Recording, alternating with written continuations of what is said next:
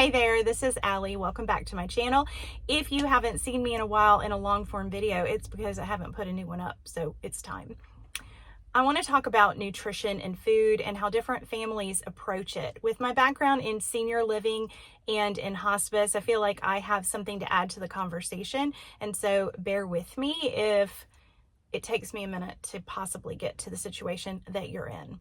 First of all, I see all the time different generations approaching food differently. So nowadays, food is really seen by a lot of people as medicine. It is something that we look at the nutrition, the value of what someone is eating.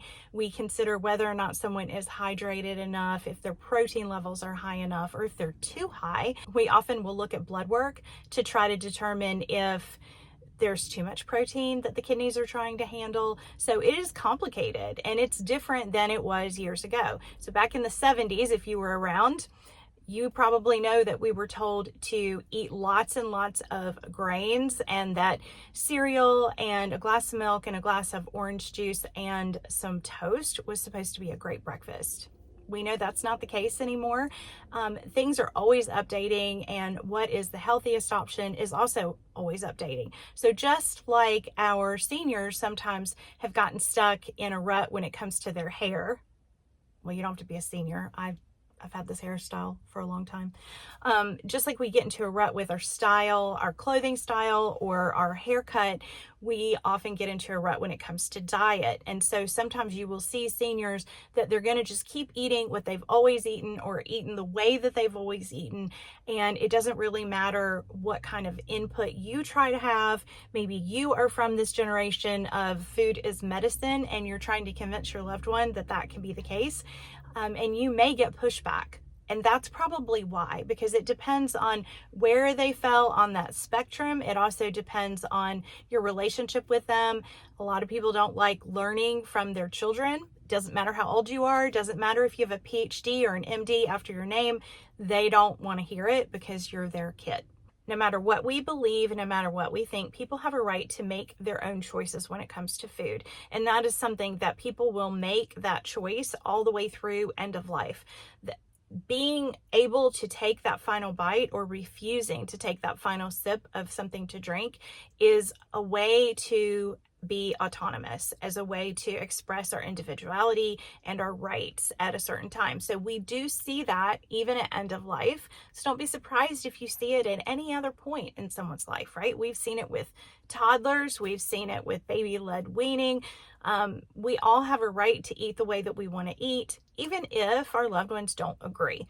So let's say that your loved one lives with you in your home. They are most likely going to eat the food that you eat. They're going to eat the food that you cook and you put on their plate in front of them. But left to their own devices, they may lean more towards carbs or more towards junk food.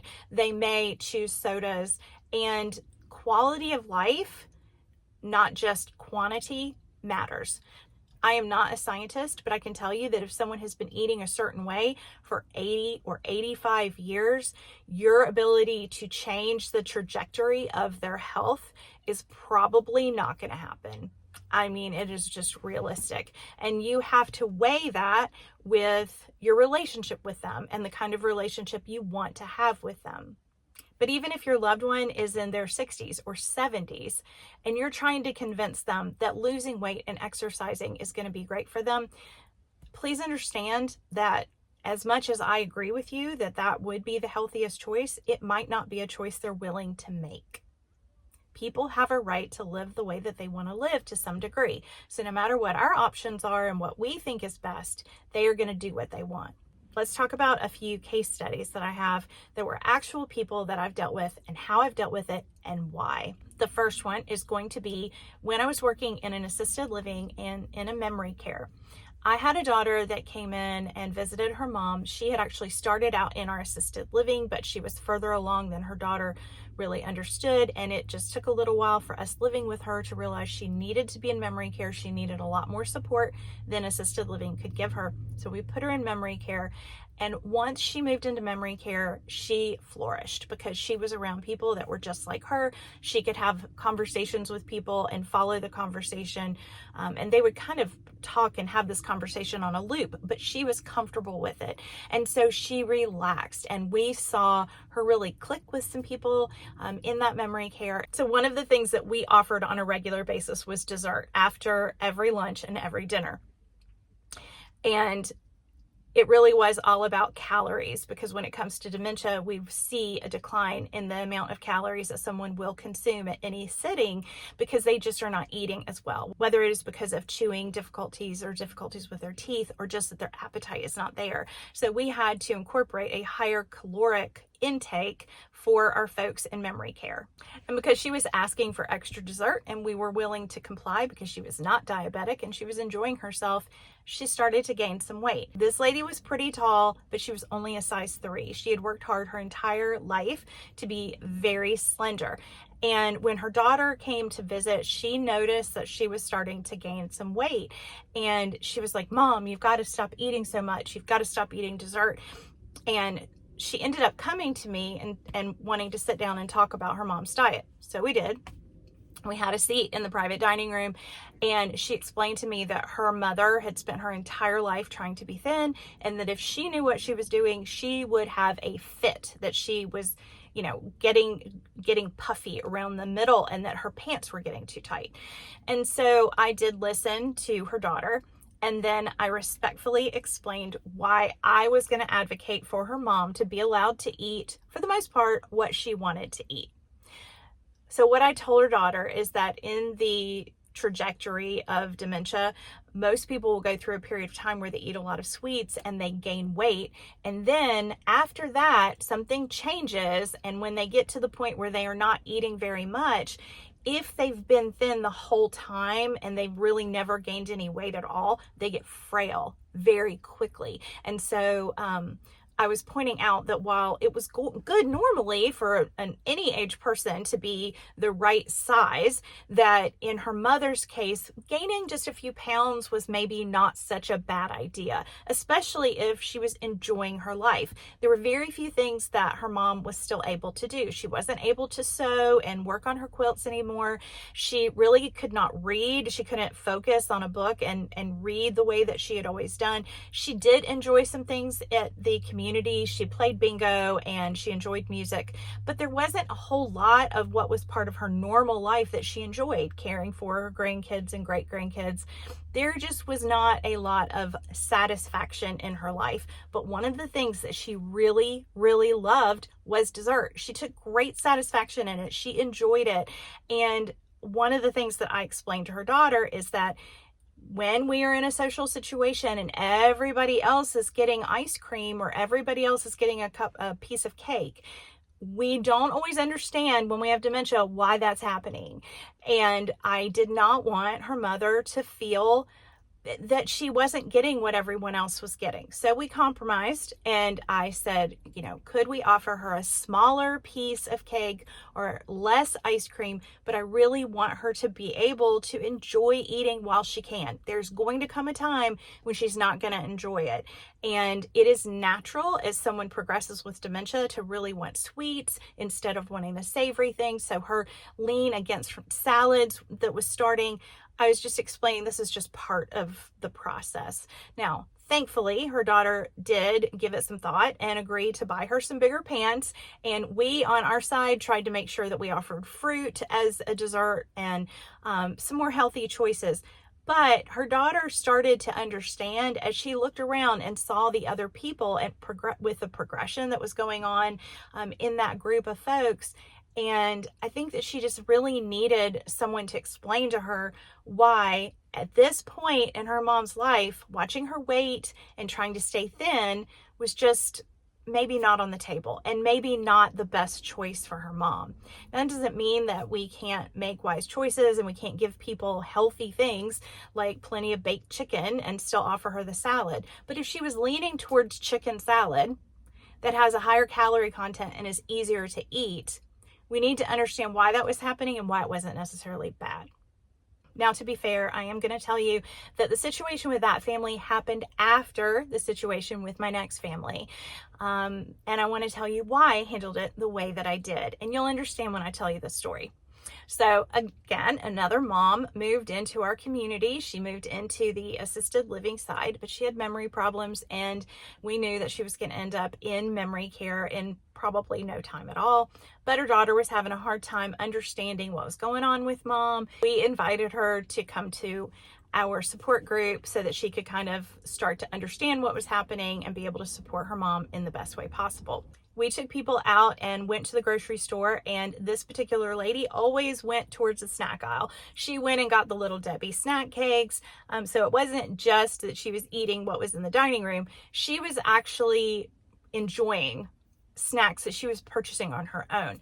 And when she started gaining weight, all of a sudden her daughter just kind of panicked, and she came to see me and she said, "No more ice cream. No more ice cream. My mom cannot have ice cream anymore." And we actually had an ice cream cart that went around in the afternoons. And she was like, "Nope, she can't have it." And it broke our hearts because this poor lady was told, "No, your daughter doesn't want you to have ice cream." So again, this happened before the other lady I was telling you about. And so I tried very hard, and we all tried very hard to talk her, the mama, into eating healthy. And we tried to talk her out of the snacks. And her daughter just kept talking about her stomach and how it was growing. And so she was very upset about it. Finally, the daughter took mom to the doctor, and it turned out that mom had a tumor in her belly. And she actually did not live very much longer. They called me from the hospital panicked because they were told that mom really, there was nothing that they could do, and she was going to need to go on hospice. They thought that they were going to have to move mom. So I went charging off to the hospital and explained to everyone there, including the family and the nurses, because not everybody understood that we could do hospice at our assisted living. She did not need to go home to her daughter's house. Her daughter did not feel like she could handle that. So we brought her back to the community, and inevitably, she started losing weight. She didn't have an appetite. And, she ended up passing surrounded by people that loved her and supported her. And ice cream was one of the very last things that she ate. And I'll always be grateful for that. Third story, because I feel like it's important for you to have a well-rounded vision of kind of who's in my memory and who's in my head when I am talking about food. So this particular lady was 104 years old, and she told me that she had not been able to taste food for years. And it broke my heart. She told me on her birthday, she was actually coming down the hall, and we had like her 101st, 102nd, 103rd birthday, and we had like 100 balloons or 101 flowers. I mean, I don't remember the exact details, but we always celebrated her birthday. And that particular birthday, I was like, "Oh, was the cake good?" And she stopped and she looked at me and she said, "Honey, I couldn't taste it." And she said, "Honestly, I haven't tasted food in years. And I'm going to tell you right now, if I could go back in time and taste my mother's chocolate cake again, I would eat every bite." She said, "I dieted for years. I spent so much time dieting and trying to be thin." And she said, "Honey, when I'm in my coffin, nobody's going to come by and give me a high five because I was skinny when I died. And I wish I could go back in time and eat all the things that I can't taste anymore." As we get older, we lose our taste buds and we lose our ability sometimes to taste. And that kind of panicked me. And honestly, I ended up with probably an extra 20 pounds on my hips for a long time because I just kept thinking, what if I can't taste this one day? I'm going to eat it now. I'm going to enjoy it. So you can understand when I talk about end of life and I talk about food, that I really try to focus on what the client wants, and I try to advocate for them and what they want. That can be hard for families, especially if the person is young and has made bad choices for a long time. So My next story is a lady that was in her 70s. She was a non-compliant brittle diabetic who basically just kept going. Her blood sugar was always up and down. She did not exercise. She had tried a lot of things throughout her lifetime. And I found out as I was basically helping her and her family through the end of her life that she had even had weight loss surgery. She had tried all kinds of medication. Nothing had worked. And eating too much and being overweight was something that she struggled with and felt bad about, even at the end of her life, telling me, I wish I had done a better job taking care of myself. And she did end up having a series of problems that was related to her diabetes, related to stroke type issues. And she did end up passing away. And it was very hard on her daughter because her daughter had a very health-minded attitude, that food was medicine, and had been through counseling and tried to make healthy choices. And meanwhile, her mom's like buying cheeseburgers and eating cheeseburgers and fries all the time. And so there was a disconnect. I believe, I saw a disconnect between the daughter and her mom, and some frustration there. But ultimately, it was my job to be an advocate for my client.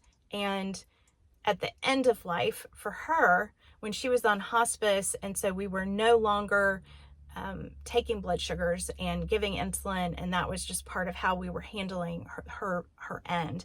I had made spaghetti for the family, and I brought some spaghetti to her, and she had just a few bites of the spaghetti with meat sauce.